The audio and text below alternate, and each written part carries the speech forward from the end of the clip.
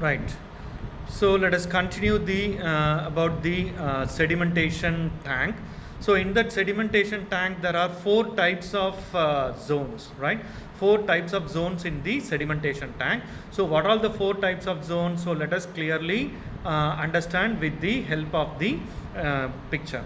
So the first zone is inlet zone, and the second zone is settling zone, followed by the sludge zone, and finally it ends with the outlet zone, right? So let us discuss one by one. So what is meant by inlet zone? So we always know that a sedimentation tank consists of inlet zone and the outlet zone.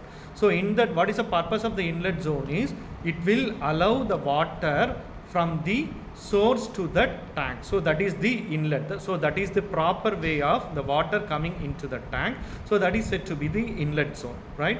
And then next comes to that settling zone. So when the water entered into the sedimentation tank, it starts for the settling, right? The suspended particles present in the water starts for settling. So the settling occurs in the settling zone. Okay, so this is the second zone in the sedimentation tank.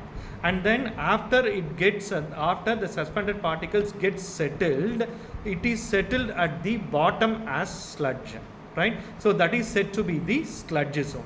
So after that it moves to the outlet zone when the completion of the settlement. So the water goes out of the sedimentation tank with the help of this outlet pipe or the outlet zone. So from that outlet zone, so the water goes out of the sedimentation tank. So these are all the four important zones in the sedimentation tank.